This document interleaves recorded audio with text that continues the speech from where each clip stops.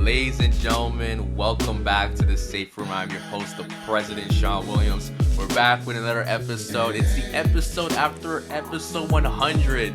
I'm still on the high on that. I ain't gonna lie with you. I'm still feeling the emotions, but listen, we're right back at it. And today, listen, you could say this episode's like 3 years in the making because this is someone I had on my guest as a guest like 3 years ago. But a lot has changed. And I'm so happy to have him here today. This man is an artist, a rapper, a poet, MC. Like, there's just multiple titles I could give this guy, but he's been out there putting the work, grinding, hit after hit, just showing the world, just putting the city on notice, complete notice. We got my boy Musti.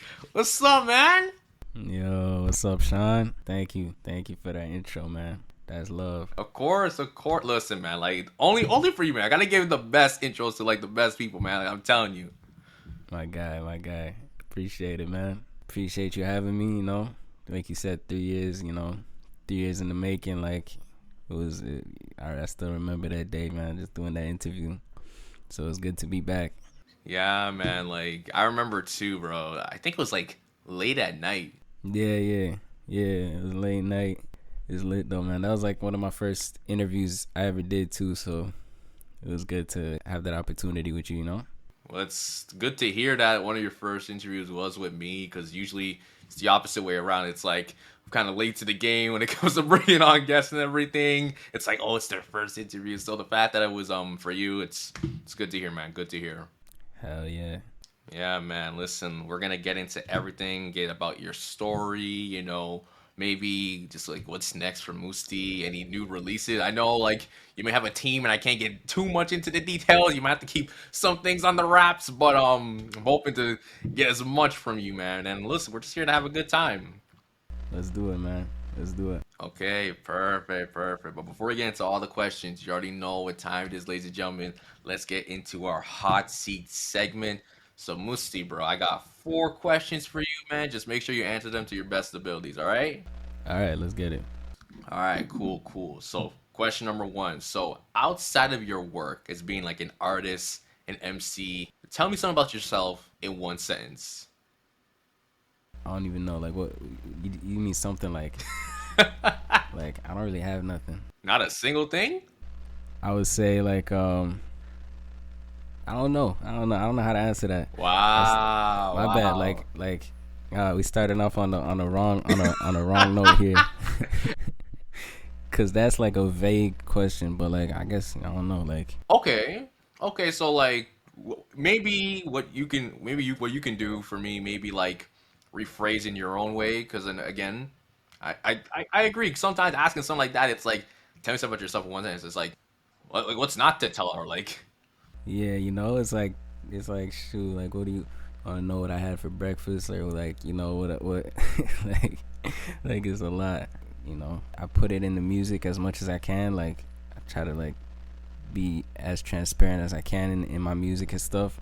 Hey, we'll come back to that one. You know what I'm saying? Hey, don't worry. Like we'll get back to it. Usually I'm pretty good just picking people's brains and everything. But I mean, you talking about like you put yourself into the music. I mean, I feel like it speaks for itself right there. Like that's really Musti right now. A lot of people see you with the music, with the artistry, like putting the pen to paper and everything like that. So I mean, it's not even a bad answer. You kind of answered it in a light version, but again, we'll get back to it. So we'll get back to it for sure. We'll dig a little deeper. Let's see. Yeah, of course.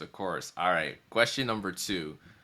If you could listen to only 3 albums for only 1 year until hearing any new music again, what would those 3 albums be? All right, so one of my favorite albums is The Cool by Lupe Fiasco. So it would be that one. These are just albums that like I kind of, that mean something to me. Like, just take me back to like certain points in my life and just like, bring back memories and that nostalgic feeling.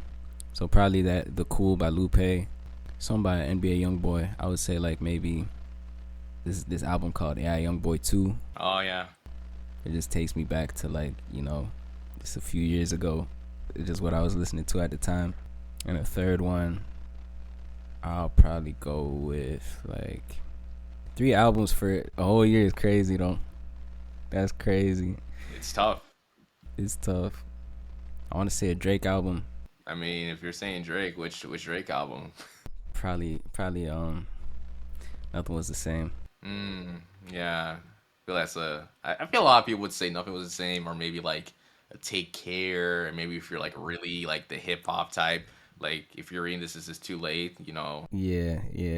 We'll take out the Drake album, we'll throw in a Kendrick, To Pimp a Butterfly. Yeah, that's a classic right there. Yeah.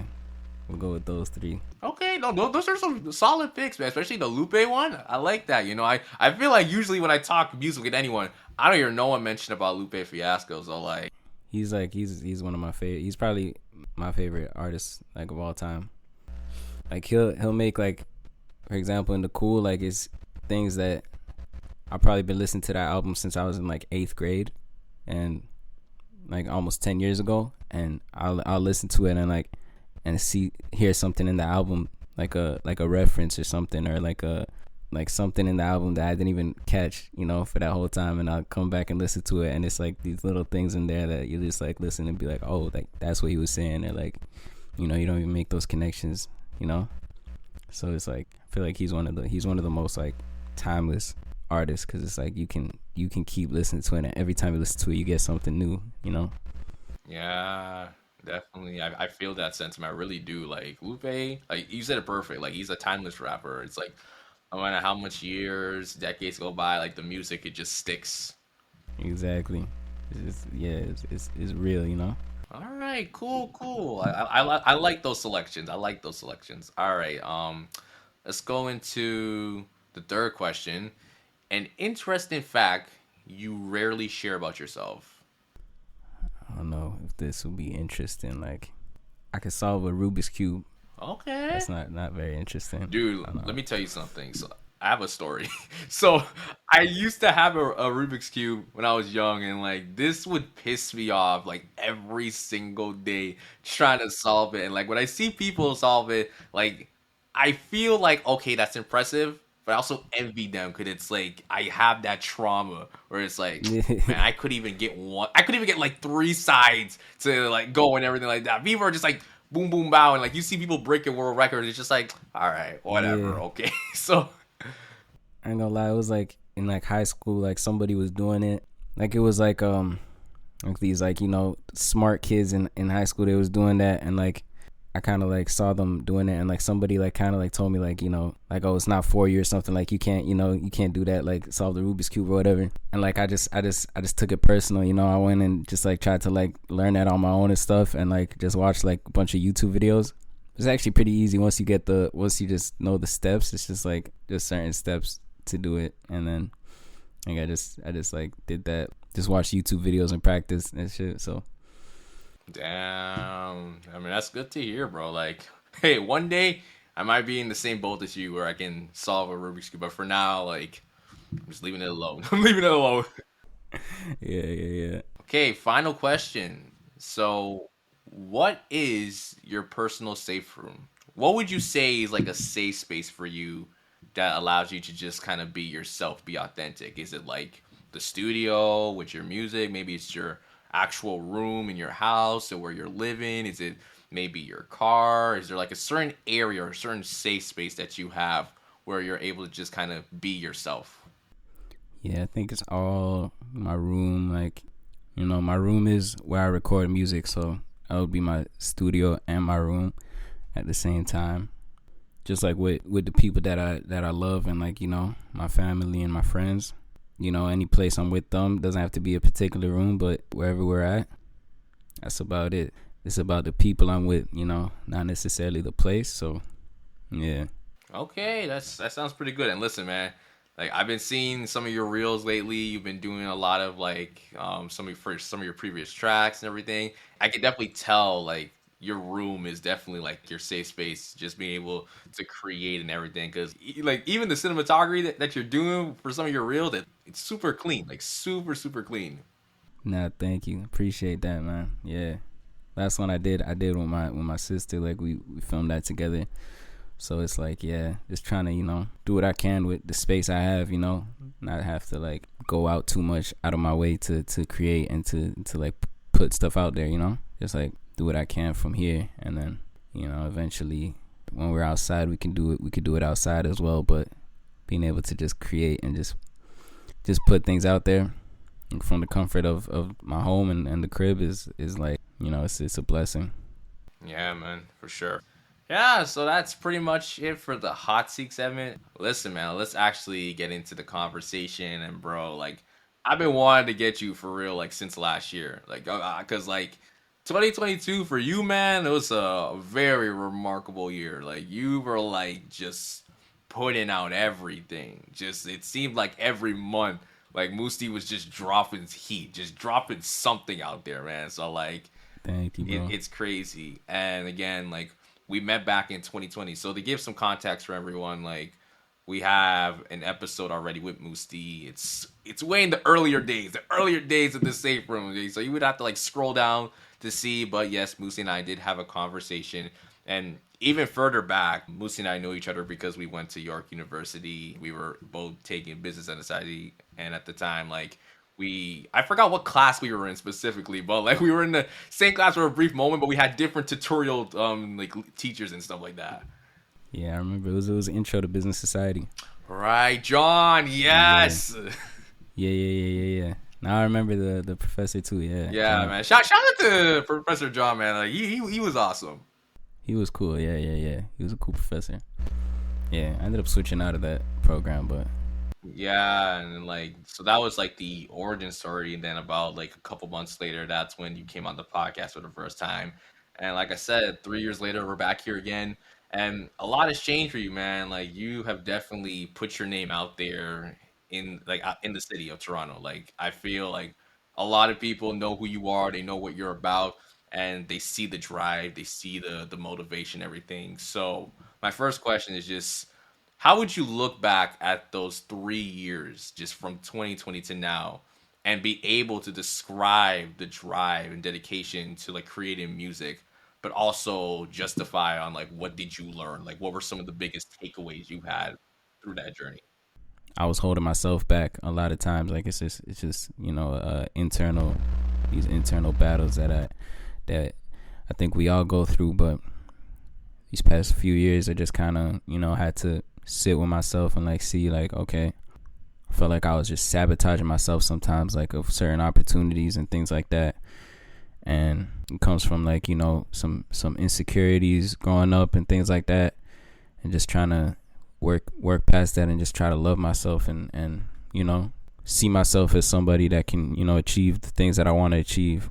And I'm starting to realize that that I'm capable of doing like what I put my mind to.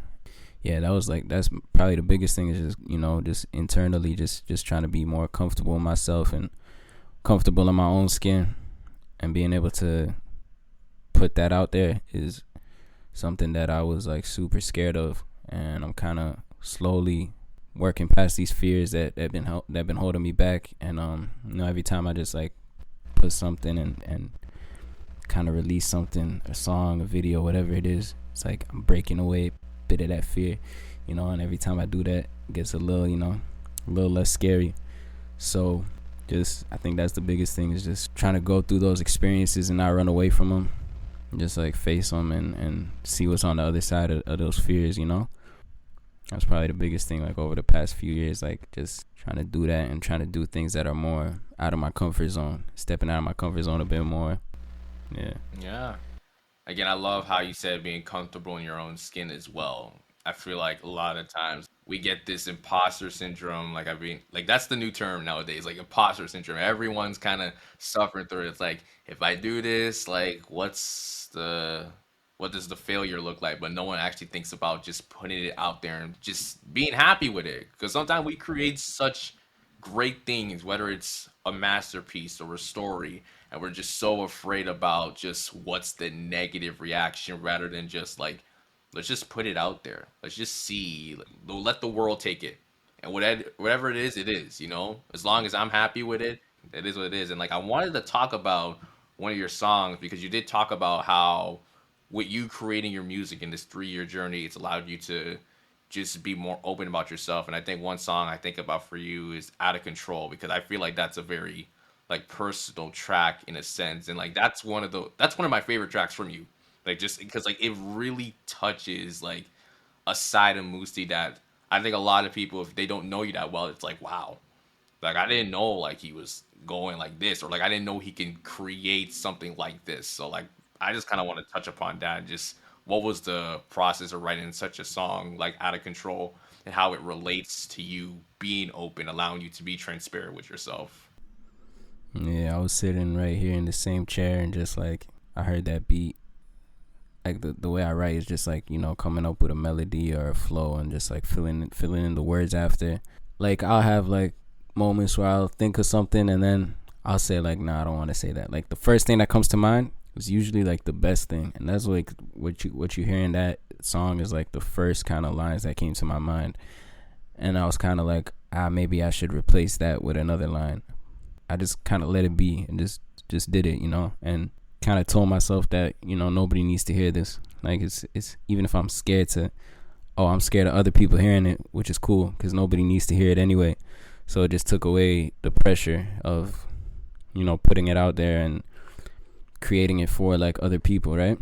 So that was like one of the first times where I really just created with an intention of where it's not for anybody else except for me. It was honest. Like it was just how I felt and like what I was feeling about myself and things I was going through and still go through. So it's like, you know, just trying to be as authentic as possible. And it was literally that. It was just like, you know, like I'm out of my mind, don't know where I'm going. It like I was like, maybe I shouldn't say that. You know, it sounds like too like sad or like some maybe like, you know, maybe people would hear it and think like I'm weird or I'm, you know, I just thought I was unique. Every time I'll think like that, I'll think I'm unique. Like I'm going through things that nobody else is going through. But there's so many people out here that are going through the same thing, similar things. Like I got a couple messages of people that saying they could relate to the song. You know, it just showed me after I put it out there, and I got people that saying they liked it. It just takes the weight off because it's like, oh, okay, I'm not alone, and it makes me feel, you know, more just less lonely and less like isolated. You know, that's something I'll do a lot, is just isolate myself from people because I feel like nobody can relate to me. But it's like, oh, once you put yourself out there more, you see that there's a lot of people that can relate to you. I would have never known that if I just kept to myself all the time, you know. I never like opened myself up to that possibility of people, you know, seeing me for me and actually relating and saying, yeah, like, you know, same. That was one of those songs where I just tried to be as real as possible and yeah. Hey, listen, I'm telling you, I heard that for the first time. I was like, yo, this is a slapper. And like again, sometimes again when we think about certain thoughts, we always hesitate in terms of like, should I even say this, or like, should I write this down and everything like that. But then the more we hesitate, you know, we tend to like steer away from that, and then we say something completely different where we don't really actually want to say it. Like, we want to say what we originally said. So like, it's good to hear that you have that mindset. Like, I think one of the bars that really stuck to me where you said, "Bad memories stuck inside a nigga head. Wish I had amnesia." I was like, shit. I was like, damn. That made me. You know, when you hear a nasty bar, you gotta pause the track and just kind of reflect. Like, that's what happened. First listen. I'm not even joking. I gotta tell God, like, I don't wish I have amnesia. I was capping on that one, you know. I gotta. That's a full disclaimer, you know. I hope you listening, guys. It's like, just like, hey, wait, hold on. It's just like, it's for the music, you know. I didn't really mean it. You know, I was just, you know, I just had to say it just rhymed, and it was like, you know, it went with the song and stuff. So I just had to put it in there, but nah. It's all good. It's all good, man. But yeah, I'm glad it caught your attention, though. Of course. But again, man, like I said, you've had such a like remarkable 2022. Like I think I lost track in like how much tracks you dropped last year, which is crazy. But again, you were someone that was just all over the place. And I think what made me happy for sure when I saw you doing performances at R.I.S E.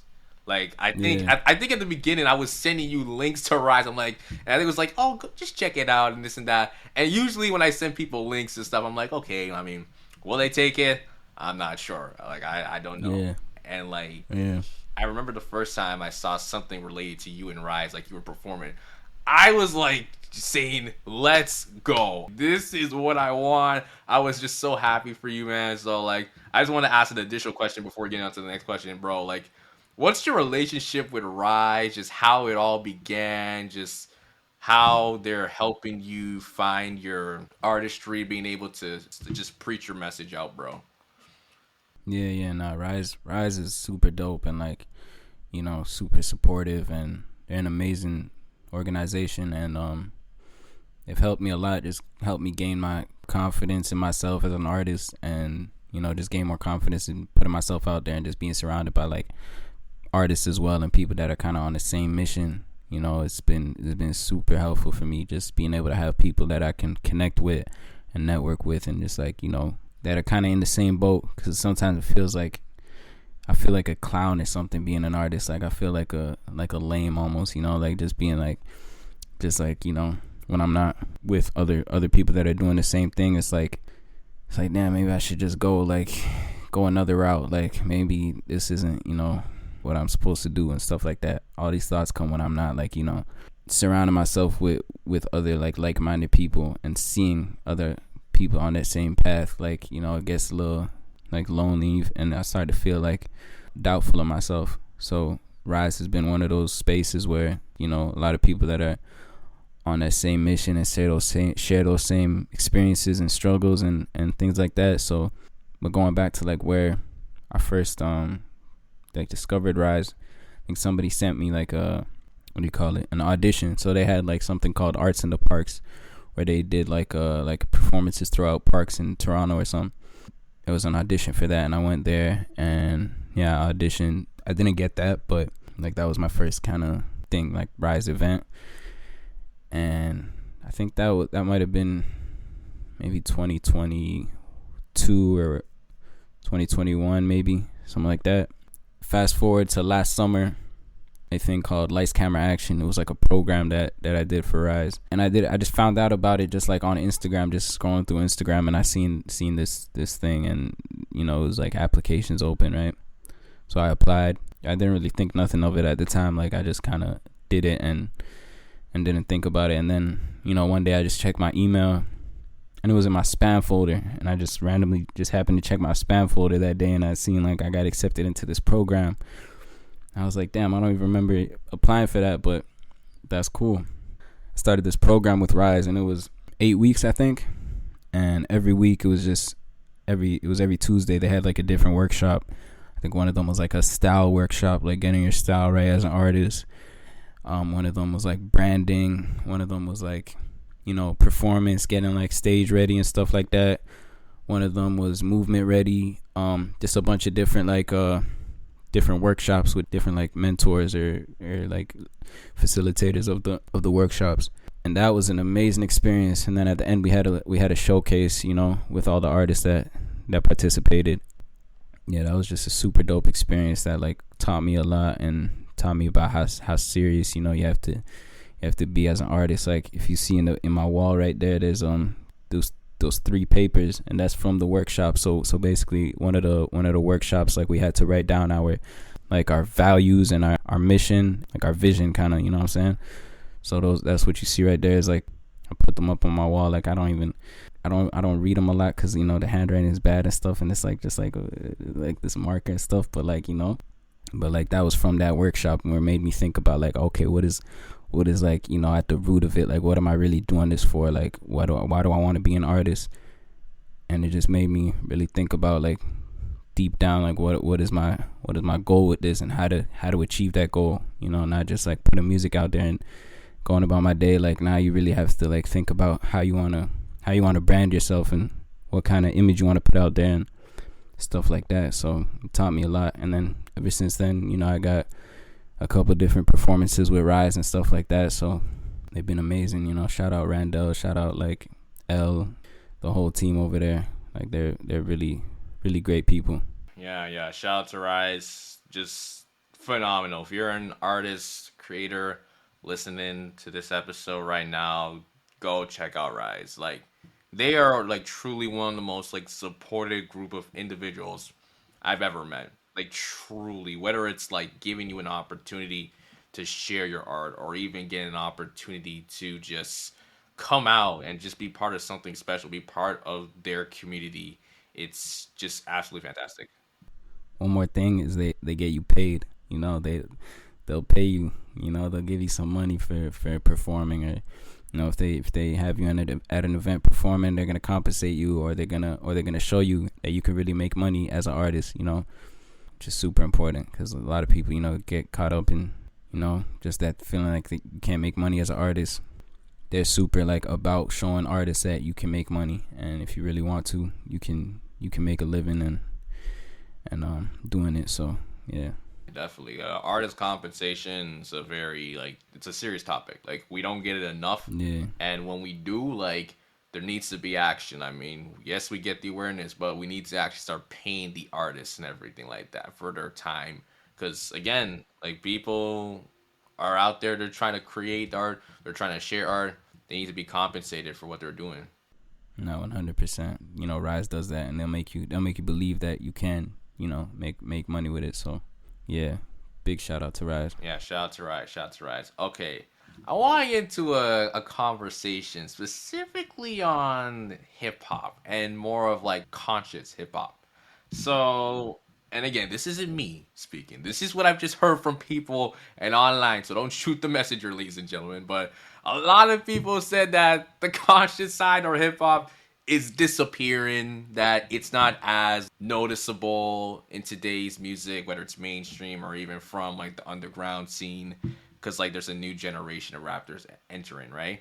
So again, I'm just asking you, Musti. This is completely your own perspective. Don't feel like there's a right or wrong answer, but do you believe that the conscious hip hop that we once, loved and heard has kind of become a lost art in a way? And if so, I want you to answer with an additional question that I have.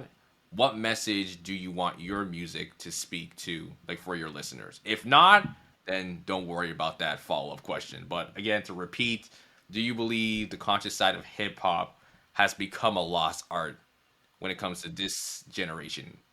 I don't think so. I think that's what a lot of people see and like believe, and they think that that side of hip hop is dying, and all these, you know, conversations are happening, and have been happening for years. Like when, you know, Young Thug was like first like coming up, and like, you know, people look at him and like guys like Lil Uzi and like that kind of wave of artists. People would say that, and he probably even before that, like maybe even the early 2000s, or like that narrative has been around for a while, and like people say, you know, hip hop, that conscious hip hop is dead or whatever, and you know, it's just being taken over by just like druggy rappers and people that just rapping about like things that are negative and just contributing to, you know, the death of like our society almost and stuff like that. But I don't think it's like that. I think hip hop is so big and so like global and mainstream that there's, you know, there's different things for everybody. So you have like, if you want to listen to conscious hip hop, you have 10,000 rappers that are doing that. If you want to listen to artists that are rapping about killing and drugs and all that, you can listen to 10,000 other rappers that are doing that. And you can listen to 10,000 rappers that are doing both. Like, I think there's so much hip hop out there that it's like there's something for everybody.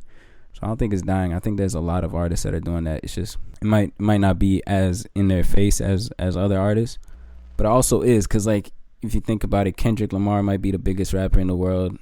He makes all types of songs, but it's like, you know, people look at him as like a conscious rapper. So I don't think it's dead at all. Like, I think it's a lot of people doing it that are successful, very successful. You know, it's not even just like it's all underground, and you know, the ones that are talking about that don't even like, you know, don't even get the shine they deserve. I don't think it's like that. I think it's something for everybody. I feel you, because like you mentioned Kendrick, and I feel like when you think about conscious rap being on a mainstream level, Kendrick is the first name that comes to mind. Yeah. But then when you think about other rappers, it's like it's not to say that they're not in that realm, but when you look at Kendrick's like his catalog and everything that he's dropped and just what he stands for, it's just like a lot of people say like I wouldn't put this person with Kendrick. So it's like it becomes now a question like who else is part of that in terms of the mainstream level? Like it can't just be Kendrick. There's gotta be lots of people. And then even when you look at other individuals who have probably been in the game for a long time that still make music, like Nas, like he's still there. He's still making music. Yeah, You yeah, yeah. have Black Thought, that's another guy who's making music and still out there, but at the end of the day, no one's really gravitating to these individuals. You may have like those people who have been like hardcore fans, but from a mainstream level, like it doesn't show that much, you know? Yeah, that's what I mean. Like that's why people might think it's dying or it's dead, but it's just that people don't, they might not be getting the most recognition, or they're still doing their thing, but it's just not talked about as much because it's like it's the way the world is. Like the negativity is gonna sell more and like create more headlines and stuff. People gonna talk about the rappers as going to jail and there's other stuff, but it's like that's what's gonna get the most shine. Okay, but there's people, they're still getting their shine. They're still like feeding their families and making music for their fan base and things like that. And it's like, yeah, so Yeah, definitely. And I think it also just goes back to like marketability. yeah, Is it marketable? And I think with Kendrick, if we're staying on that, he knows how to blend like I can give you that real like conscious like that real talk where it's gonna make you think, but at the same time I can put out a hit. And like it's not even a hit where it's like I have to subdue my technical prowess. I could still be technical and it still comes out like a smash hit, you know? facts, So like facts, I facts. think that's what makes him so different. He's just such a rare breed in terms of that skill set where like today, listen, I love like Drake's Drake, but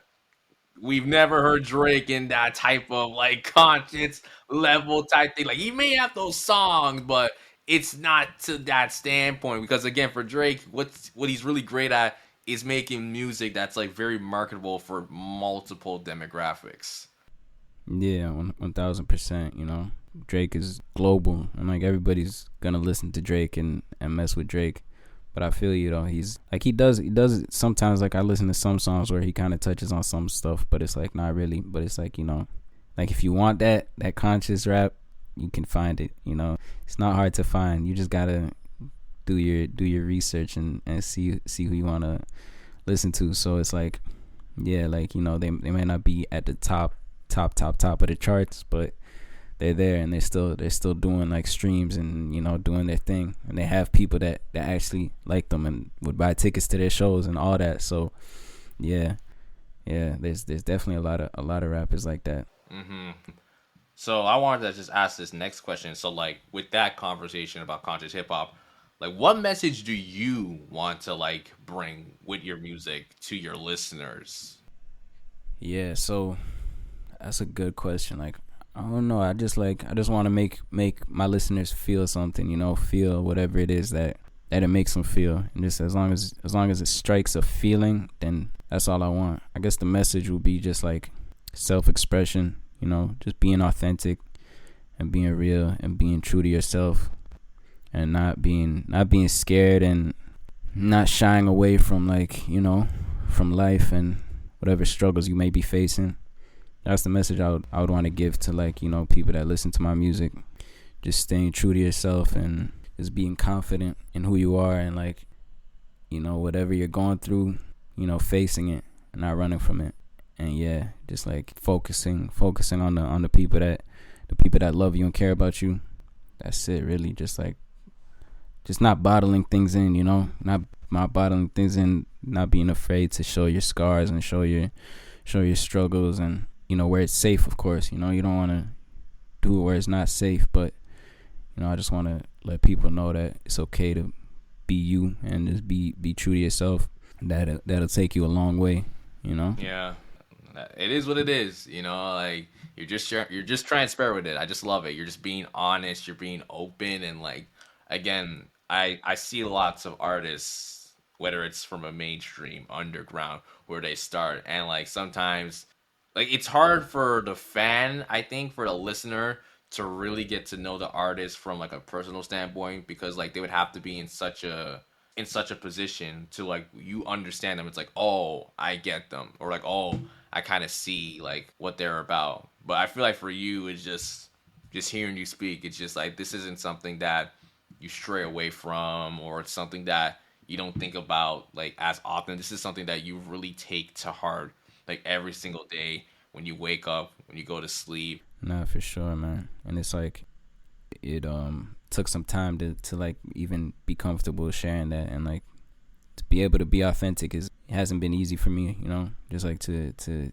share my struggles and like, you know, put it out there. So it's something that I was very fearful about. So it's like, you know, it's not an easy thing to do. It's rewarding. I like that healing. Look, I have to ask. I don't know if you got any music coming in, or I don't know if there's a project in the works. Because listen, I've been waiting on that, Musi. I'm not gonna lie with you. I know you've been dropping the songs and everything, but I think everyone here wants the album. Like, when's that coming? Yeah, I don't know. I was thinking about putting out like an EP, like 5 songs in a project form. Honestly, like I don't have enough music to like just drop an album, you know. I mean, I could drop an album, but then it would be like I want to make sure like I can sustain like whatever the amount of music I'm putting out. So I don't want to like just drop an album and not have anything to follow up with that, you know what I mean? Like I can't drop like 10 albums. A lot of artists just be dropping bare albums and going crazy. I mean, I don't have that much music, you know. So I was thinking about putting out an EP, but the world we live in, as a small artist, it's just like putting out an album isn't feasible and isn't like the thing to do. You know, it's just like because people are gonna listen to like a couple songs off an album. You know, unless you're Drake, they'll listen to the full album. Unless you like popping like that, you know, and you have people that's gonna listen to every album and take every song in. But for me, like, I like all of my songs to the point where it's like I wouldn't want to just put it out and let it get lost in like in an album. You know, I would want every song to get its shine and like people to listen to every song and take it in. You know, for that one song, and then we can move on to the next one. You know, so I have like a few singles coming. You know, I'm gonna drop them like a few weeks apart and just kind of steady keep dropping those singles for the next like year or something. And then when it gets to a point where like people are listening and people, you know, are really tuned in, then I want to drop like an album or an EP, maybe even an EP like along the way while I'm dropping those singles. So probably not an album for the next like foreseeable future, but we'll get there for sure, you know, because that's the goal. That's the goal, is to be able to make albums and like create just like bodies of work where people can really just like take it in and talk about it and like be in that conversation of like, you know, the best albums of the year type thing, you know, something like that. I like that. I really listen. You touched on a lot of things. First things first, I like the way how you said like for you right now at the moment, an album is just not feasible, and that brings a whole different conversation because I do feel like everyone is kind of when they see an album, unless it's very anticipated or it's their favorite artist. 95% of the time, people just kind of go for tracks. They might just look at a track list like, all right, I'll listen to this one, or like, oh, there's a guest feature that I like. I'll listen to that one. I mean, I'm personally not that person. I am old school. I will listen to an album top to bottom, first to last. But I definitely hear what you're saying because I do feel like we are living in a world of like instant gratification. So everything's just like we need the singles. Like I feel the album era is just not as present. It's now like single. Like what are the top songs? So that was one of the few things. Number two, definitely like you building the EP, but also like wanting to put out bodies of work with with your music. Yeah. So like, would you consider yourself as a person that's like, listen, if I'm gonna create an album, an EP, whatever, like I want to take time. Like I want to make sure that the music it's speaking, that it's actually going to like my audience is gonna feel what I'm saying. Because again, I feel like we also don't see that enough as well. You look at some of these like rappers. You mentioned NBA YoungBoy at the beginning of the episode. This man drops like 30 albums a year. I swear, like this man is like always coming out like every week. Like you look at NBA YoungBoy, it's crazy. But then you look at other artists like a Kendrick, or you look at just other rappers who take their time. Like we haven't heard from Travis like for 5 years since Astro World. That was his last album. Same for ASAP Rocky. It was Tested and everything like that. Like these rappers take their time. So like, would you consider yourself as a person that's like, I'm not gonna be worrying about dropping every single year, every single month, or so frequently. I want it to be where I'm taking my time with the music, and whenever I drop, even though I took a while for doing it, it's sustainable and it's considered a body of work. Yeah, definitely. Like I would if I was to make an album or an EP or whatever the project is, like I would want to, make something that's like cohesive and like, the songs kind of fit together and like kind of speaking on the same theme or the same subject matter and stuff like that. But also like if I could make 5 albums a year, I would probably put out 5 albums a year, just because like we live in a world where, there's 100,000 songs uploaded on Spotify every day, and Apple, like 100,000 every day. So it's like there's nothing wrong with that, because that's just the world we live in. Like people just want as much material as possible and as fast as possible. So like Youngboy is one of my favorite artists, and like I like that he does that. He drops a bunch of albums a year and just like, puts it all out there and just like racking up streams, racking up money. Like, that's at the end of the day, it's a business, so like you gotta kind of give the people what they want. So it's like the main thing is to stay consistent as an artist, because like if you can make that much music, I would say do it, because like that's just gonna get you in front of more people and get you more ears. If you can like sustain dropping like an album every few months or something like that, like I would say go for it. But especially as an up and coming artist that doesn't have people that's actually gonna take the time to listen to their albums, like I would say just drop singles. But whatever you can do, like if you can drop a song a week and you can sustain that for a good amount of time, then yeah. But if you you can maybe do a song a month or a song every 2 weeks, every 3 weeks, just to stay consistent. That's the main thing. Not even, because you could drop an album, you put all this energy into the album and it just falls flat, and then it's like you might not have a lot of music to follow up with that album. Then it's like, what was the point? Because like you haven't really built any momentum and stuff. So I would say yeah. Like, but to answer your question, like yeah, I would say so, because like I would wanna make albums that are like timeless, like things that people can listen to in 5-10 years.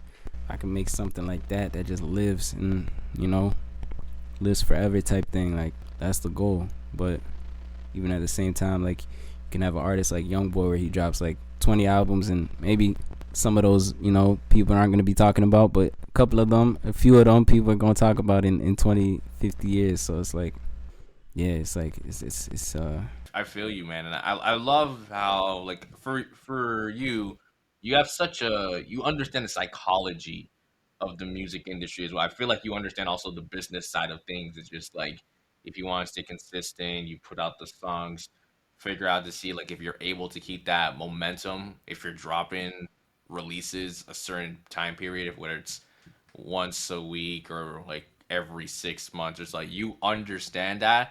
And I think that's really good for like just you as an individual, how you're representing yourself to other people. Cause it's like, listen, like I'll drop an EP, an album. If it takes me 2 years and you need me to get it for 2 years, because especially when you get into the music industry, you have record labels who are like, we need you to get this done.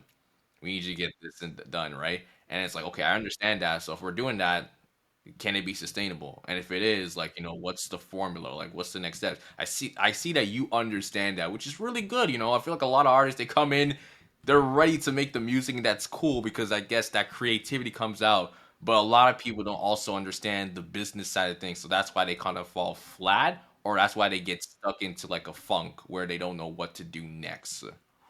Yeah, I feel you. And it's hard because like you get caught up in comparing yourself with other artists and other people in the space that are maybe putting out more music and things like that. But it's like, as long as it's consistent, can go at your own pace. It's not, you're not in competition with nobody. But as long as you just got to be consistent, because if you're not consistent, like people aren't gonna come check for you and see like what you're dropping. You got to kind of stay in people's faces, at a rate where it's like they see you're serious about it. Because I'm like that too. Like I'm super inconsistent, and that's something that I gotta work on. and that's something that I'm trying to like, get more consistent with my releases and stuff. Just overthinking a lot of just like, how people are gonna feel about this song and stuff, and that's like been what I talked about in the beginning of the interview when you asked me like what kind of changed in the past few years. Like that's the main thing, is just stop just getting out of my own head and just not caring about the outcome and just focusing on the output, just putting it out and seeing whatever happens isn't up to me. The only thing I can control is what I put out there. So as long as it's real and it's authentic and I like it, that's the only criteria. After that, it's up to God, Yeah, man. We can just get into the closing parts. So I wanted to talk about just putting yourself out there as an artist, because I know since we're staying on the conversation of just being able to be consistent, but also not just with music, but keeping yourself, in the realm, when it comes to marketing yourself, letting people know about your music, what you're doing, and obviously being an artist, there's just so many of them. It's difficult to get into that, find that niche audience. Like these are my listeners. Like these are the people who support my music, support my journey. So I just want to ask you, like, how like do you find the time personally to just continuously push yourself in a mental aspect, even though there may be like bumps along the road when trying to get your music out, but also let people know who Musti is? I think the biggest thing is just having a support system around you, like people that believe in you and love you, whether or not you're making music or not, people that love you for you and that you can talk to outside of like, that music space, and just having people in your corner that are going to support you no matter what. I think that's the biggest thing, is, just having a support system that believes in you, and you can kind of like always just caught up in putting yourself out there and all that, like the hustle aspect of it. But I would say just detaching from like social media and stuff. It's hard, but trying to just put stuff out there and not consume as much content as you put out, and kind of just put stuff out, not be so consumed in like what other people are doing, and kind of just focusing on creating, because that's where you'll find the most like fulfillment, is when you create something and you put it out. After that, if you get caught up in like, seeing what other people are doing and stuff, you just get, caught up in the numbers somebody else is doing, or, what kind of content they're doing, which is good in a way because it can inspire you, because you can see other people doing something and think of ideas that you can apply to your own content, your own music, or whatever it is that you're trying to put out there. But it's like, you got to be able to detach from social media and just focus on the creation part. The numbers do not matter, like as long as you just keep going, because I feel like it's like a test. Like if you can stay consistent even when the numbers are low, that's when you're gonna get the most the most rewards, because like a lot of people they'll put stuff out and they'll see like, oh, it's not doing good, and they'll give up when they give themselves a chance to get past that point where it's like people aren't listening and people aren't tuning in. The people that can, especially in this day and age, because a lot of people putting stuff out on social media and stuff, the people that can keep being consistent even when the results aren't there, those are the people that's gonna shine at the end. I would say just like don't get discouraged by a lack of attention, or a lack of following, or numbers and stuff like that. As long as you're being real and you're being true to yourself, and you like what you're doing, and you're having fun, and that's all that matters. Everything else is secondary. Man, that's good to hear. Yeah, the social media conversation is always going to be there for a lot of people. I mean, I can't relate because technically what I do, I have to be on social media because I'm always like posting everything. But I definitely do take the time to like not just go on as much for like personal stuff. And anytime I'm like really using social media, it's because it's for my business, because I'm doing business related things. Like, that's what I mean. It's kind of just like using it as a tool, not letting it use you. And that's something I heard Randall say from R.I.S.E. Like he said that a couple times. Like, social media is a tool. Use it. Don't let it use you. use it to your advantage, but don't get too caught up in like, the rat race where everybody's just, trying to put stuff out, and you're competing with people and stuff. Like just relax. Like just like you said, like you use social media when you're using social media is for business related purposes, so that's good. Getting caught up in like just consuming a lot of content can be very like damaging as a creative, because it's like that just makes you get in your head and stuff. Yeah, exactly. Definitely, like the social media thing is so important.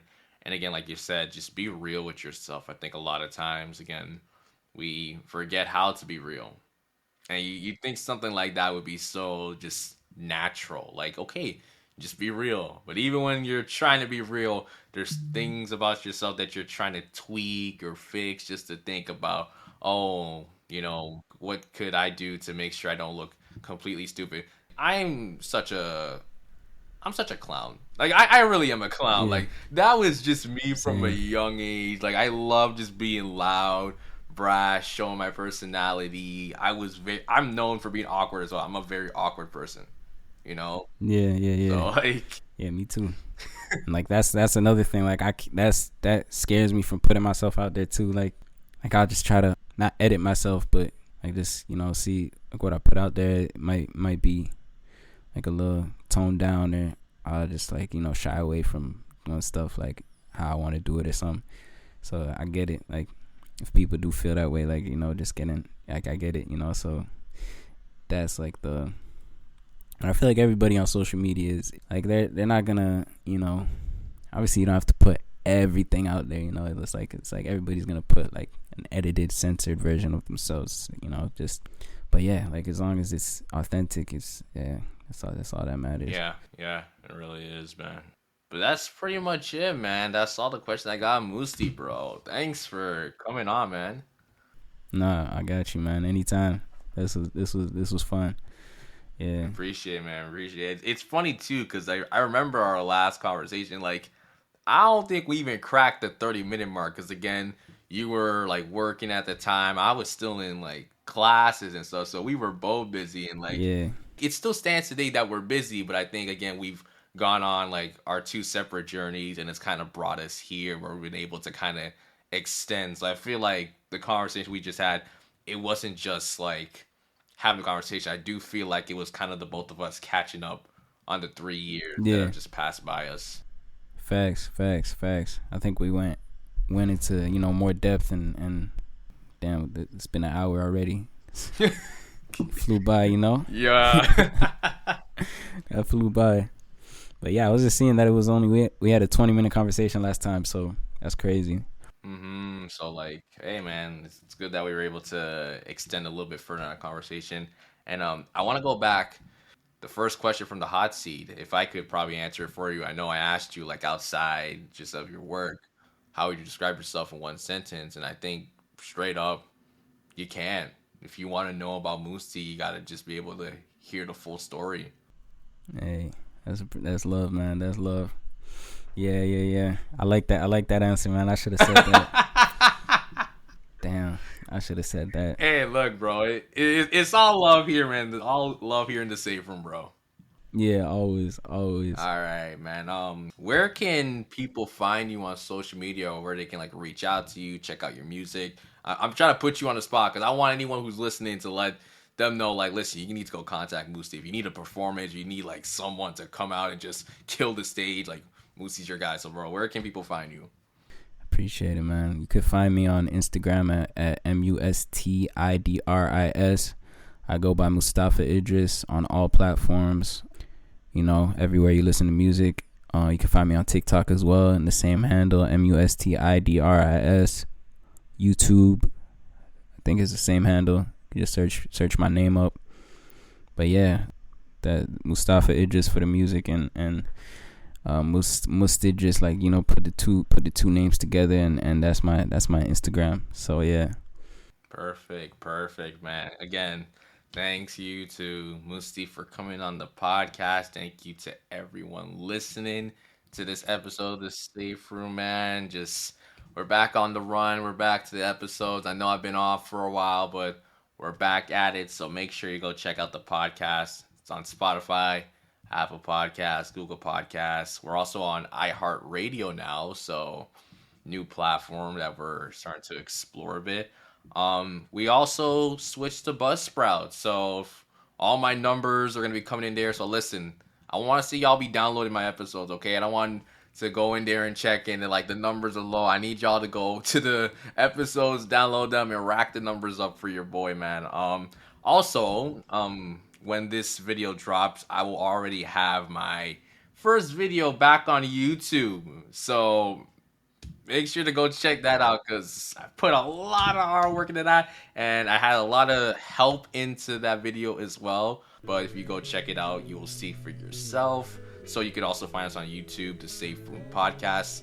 And I'm just happy to be back. And the craziest thing about it, I still have like one big announcement I haven't really shared that much, like as open with that much people. So like I can't wait to share that in the near future. But again, thank you to just everyone listening. Thanks again to Musti, and we'll see you guys next time.